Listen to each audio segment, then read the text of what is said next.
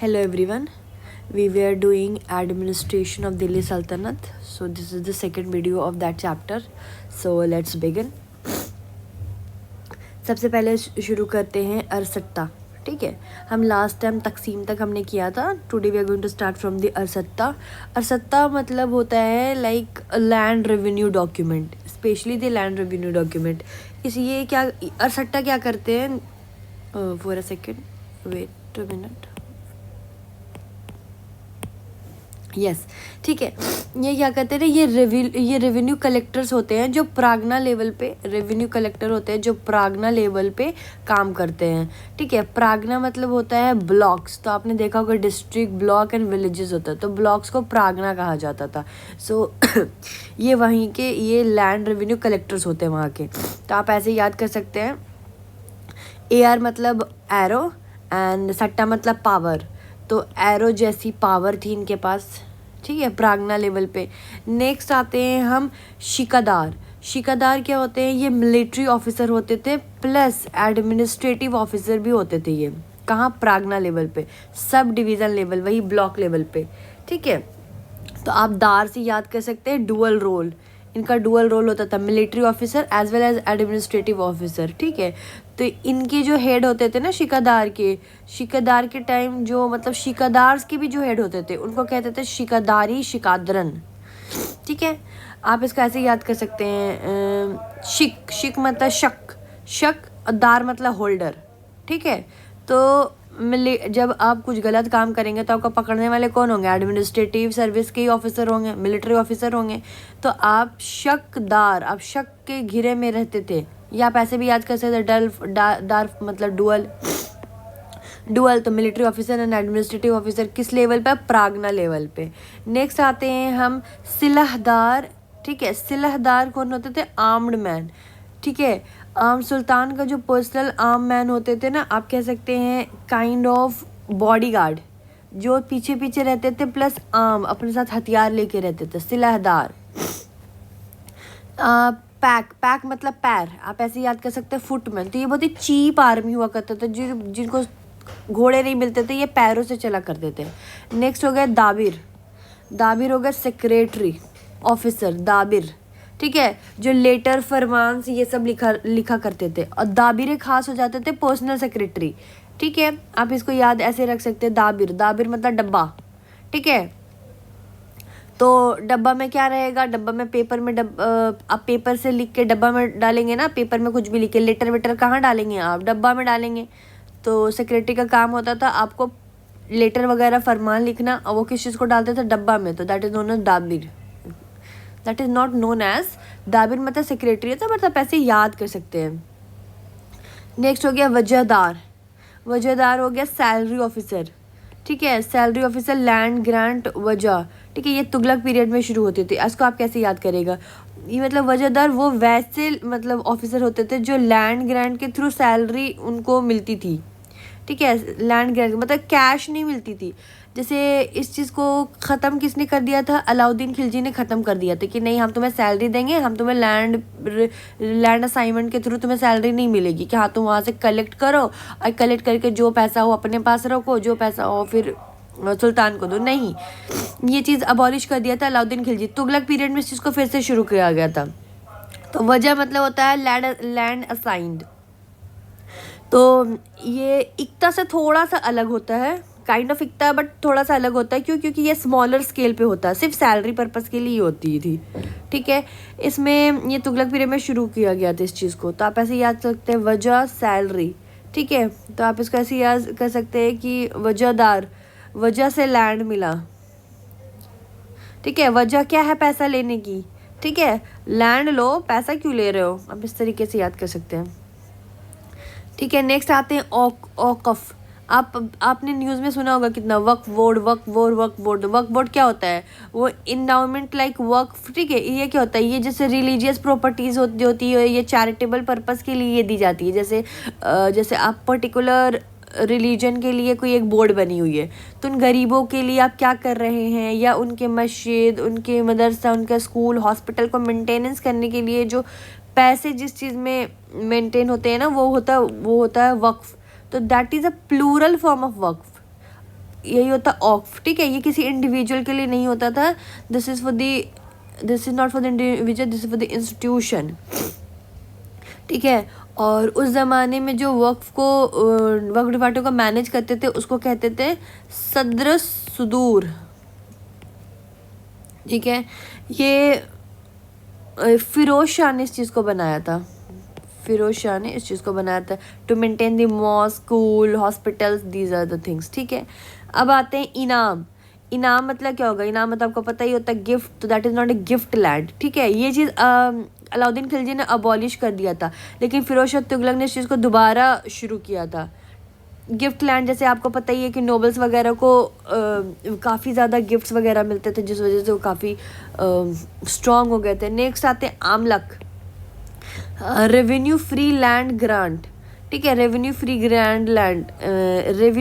Land grant इन्हें मिलता था, ठीक है। ऐसा लैंड ग्रांट मिलता था जिसमें रेवेन्यू फ्री रहता था इसका। आप ऐसे याद कर सकते हैं, आमला खाओ फ्री में, आमला खाओ फ्री में। नेक्स्ट आते हैं आपको इदरार। इदरार मतलब होता है स्टिपेंड एंड पेंशन, ठीक है। फिरोज शाह तुगलक जैसे अलाउद्दीन खिलजी ने पेंशन देने वाला भी सिस्टम जो था उनको अबॉलिश किया था। इदरार, इसको किसने रिवाइव किया दोबारा? फिरोज शाह तुगलक ने। जो चीज़ें बहुत सारी मोस्टली चीज़ तुगलक डायनेस्टी ने रिवाइव कर दी थी। इदरार, फिक्स स्टिपेंड, फिक्स पेंशन मिलता था। जैसे लैंड नहीं मिलती, मतलब कैश पेमेंट था इसमें, कैश पेमेंट मिलता जो, जैसे जो old age pension scheme kind of, जो ओल्ड ऑफिसर थे ना, या सूफीज जो थे, या जो रिटायर थे, उनको लैंड की जगह क्या मिलती थी? फिक्स पेंशन मिलती थी लैंड की जगह, सूफीज या रिटायर ऑफिसर्स वगैरह को। नेक्स्ट आते हैं, ठीक है। आप ऐसे याद रख सकते इदरार को, इदरार को ऐसे याद रखते हैं, इधर आओ पेंशन ले जाओ, इधर आओ पेंशन ले जाओ। नेक्स्ट आते हैं दीवाने इंशा। दीवाने इंशा हुआ करता था करस्पॉन्डेंस, मतलब लेटर्स, ठीक है। सुल्तान का जो ऑफिशियल लेटर होते थे, या फरमान्स होते थे, या डिप्लोमेटिक करस्पॉन्डेंस, ये सारी चीज़ें को क्या कहते थे? दीवाने इंशा। और इसको जो हेड करता था, इसके जो हेड करता था उसको कहते थे दाबीरे मुमालिक। क्या कहा जाता था? दाबीरे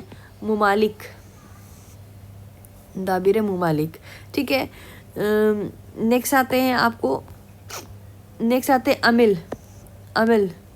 अमिल क्या होता था? Tax officer. कहाँ? प्रागना लेवल पे टैक्स ऑफिसर होते थे, ठीक है। आप इसको समझ लीजिए कि ये किसान से टैक्स कलेक्ट करता था, ठीक है। और फॉर एग्जांपल चेक और बैलेंस सिस्टम ये बहुत ज़रूरी, मतलब बहुत अच्छे से रखता था। जो शीकादार होते थे, ये मिलिट्री और लॉ का देखते थे, और अमील जो होते थे ना, वो शीकादार क्या देखते थे? मिलिट्री और लॉ को प्रागना लेवल पे। और अमील जो होते थे वो डायरेक्ट किसानों से जाके टैक्स कलेक्ट किया करते थे। नेक्स्ट आते हैं दीवाने अर्ज।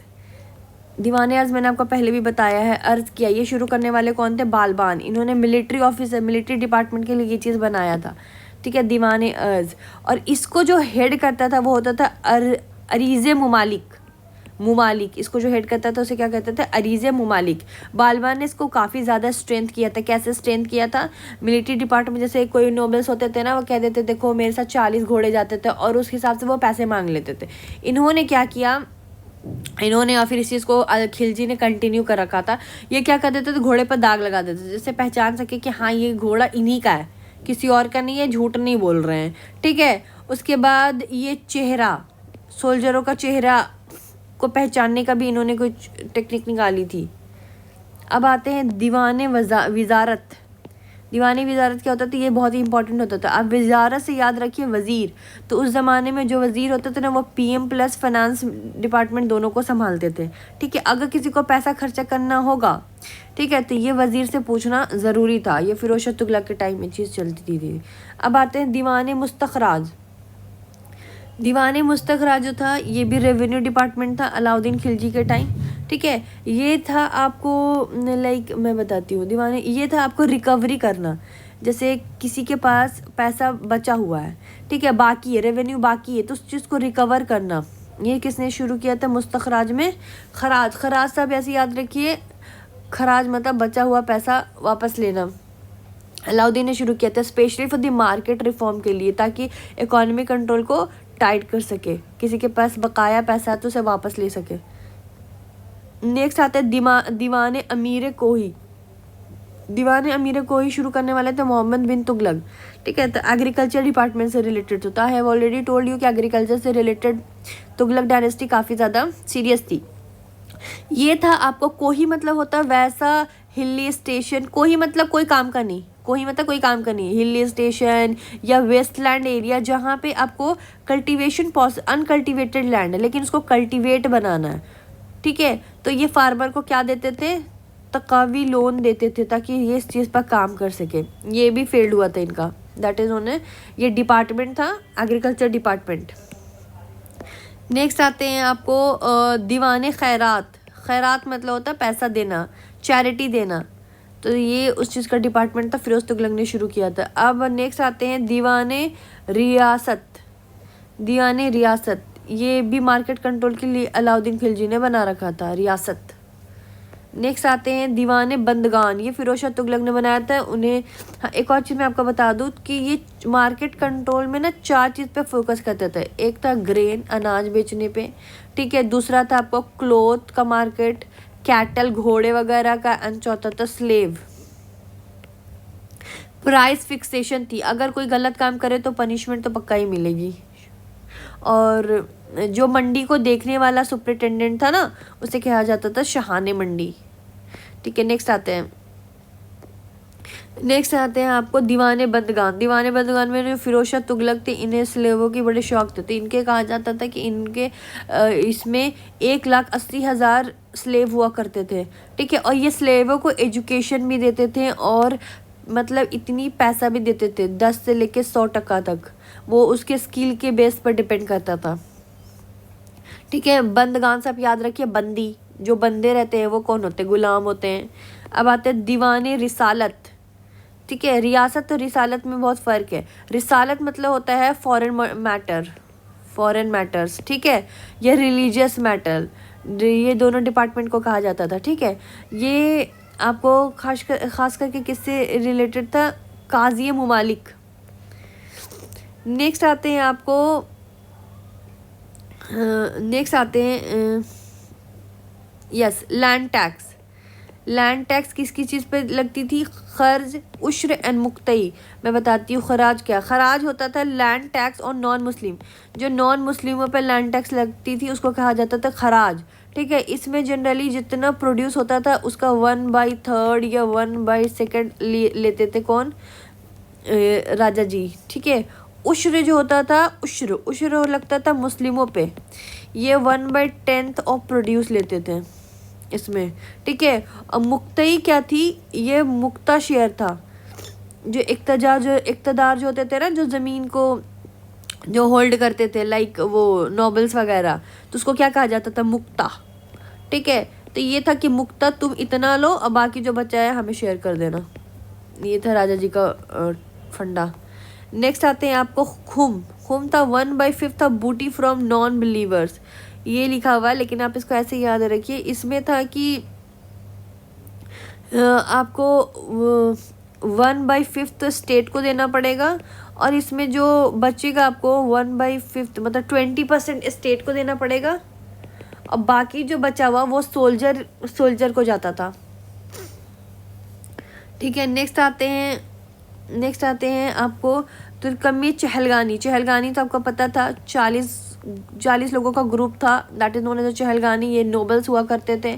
ठीक है, और ये इल्तुतमिश ने इस चीज़ को शुरू किया था। इसको कहा जाता है फर्स्ट सेंट्रलाइज सिस्टम। शुरू करने वाले कौन थे, इल्तुतमिश अपने सारे इतने सारे लोग को रखते थे। आप समझ लीजिए ये उस आज के ज़माने का काउंसिल ऑफ मिनिस्टर थे। ठीक है, आज के ज़माने के काउंसिल ऑफ मिनिस्टर थे। नेक्स्ट आते हैं आपको ख्वाजा। पहले एक और चीज़ बता दूं, Balban not appoint low born person. Non low born person मतलब इसकी ना बहुत ही ब्लड प्योरिटी थ्योरी चलती थी, blood purity theory. Blood purity theory का मतलब होता था कि हाई बॉर्न जो टर्किश नोबल है ना, उन्हीं को इम्पोर्टेंट पोस्ट मिलता था, हाई बॉर्न टर्किश नोबल को। जो लो बॉर्न होते थे या जो नॉन नोबल्स होते जो या नॉन टर्क होते थे, उनको उन पर पोजिशन पर नहीं रखा जाता था। ठीक है, नेक्स्ट आते हैं आपको ख्वाजा।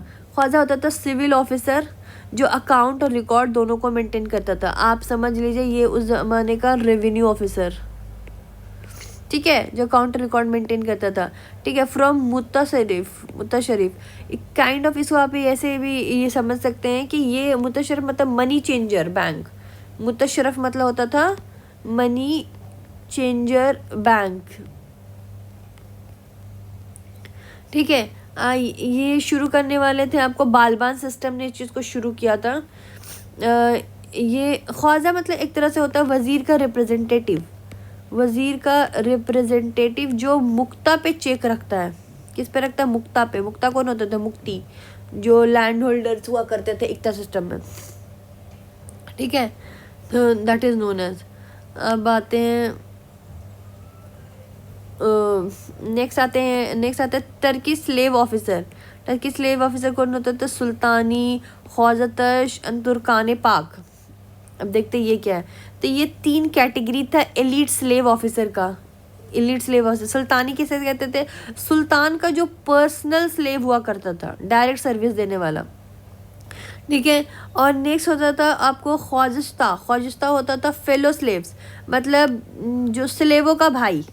ठीक है, और तुर्कमे पाक होता था आपको प्योर टर्क्स। ठीक है, एलिट टर्किश स्लेव नोबल, जो टर्किश का जो एलिट स्लेव नोबल है उसको कहते थे। तो ये सबको प्रिविलेजेस मिलते थे। नेक्स्ट आते हैं ताजिक। ताजिक होता है free born officer. Free born officer मतलब जो या तो ये टर्किश नहीं हो, या तो वो पार्शियन हो, या तो वो ईरानियन हो। ठीक है, अब आते हैं मलिक नयाब। नयाब मतलब न्यू डिपार्टमेंट। ठीक है, तो ये समझ लो वाइस पीएम था, मतलब वाइस पीएम बोले मतलब डिप्टी सुल्तान ये हुआ करते थे। ठीक है, डिप्टी सुल्तान। नयाब में मैं आपको ये भी बता सकती हूँ, जैसे अब जैसे आप ये देख लो, जैसे मलिक कफूर। जैसे अगर सुल्तान वीक पड़ जाए, उसकी पावर थोड़ी कमज़ोर हो जाए, तो उसको जो सेकंड हाफ जो होगा ना, जो उस चीज़ को देखेगा। जैसे प्रेसिडेंट अगर कहीं छुट्टी पे गया तो कौन देखता है? वाइस प्रेसिडेंट देखते हैं। तो उस तरीके से ही समझ लीजिए, इस तरीके से। जैसे मलिक कफूर, अलाउद्दीन के बाद कौन था? मलिक कफूर थे हेड, तो ये वही था। अब आते हैं शाहाने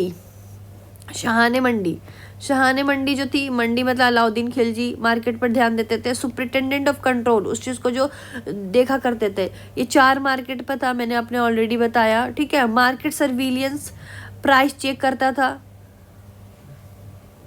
मार्केट सर्विलियंस प्राइस चेक करना। ठीक है, ग्रेन मार्केट में ग्रेन बेचने के लिए प्रायर परमिशन नहीं चाहिए थी। ठीक है, फिक्स प्राइस था, सुल्तान जितना पे बोले उतना पे ही बेचो। ठीक है, परमिशन टू सेल ग्रेन, कोई ग्रेन सेल करने के लिए कोई परमिशन नहीं चाहिए थी। नेक्स्ट आते हैं बरीद कौन होते थे? Head of state news agency के होते थे। ये एक तरह से इंटेलिजेंट ऑफिसर होते थे, स्पाई भी हुआ करते थे। ठीक है, और ये हर एक प्रोविंस और डिस्ट्रिक्ट दोनों हर जगह आपको पोस्टेड हुआ करते थे। बरीद मुमालिक, हेड ऑफ ऑल बरीद मुमालिक किसे कहा जाता था? जो सारे बरीदों का हेड होता था। ठीक है, ये डेली रिपोर्ट सुल्तान को देता था। ठीक है, और जो मुनियंस होते थे ये सीक्रेट स्पाई होते थे। ठीक है, ये अनऑफिशियल सीक्रेट होते थे। ठीक है, हर बरीद को पता नहीं होता था कि मुनियंस भी है। समझ लो जैसे धुरंधर में सीक्रेट स्पाई काइंड ऑफ।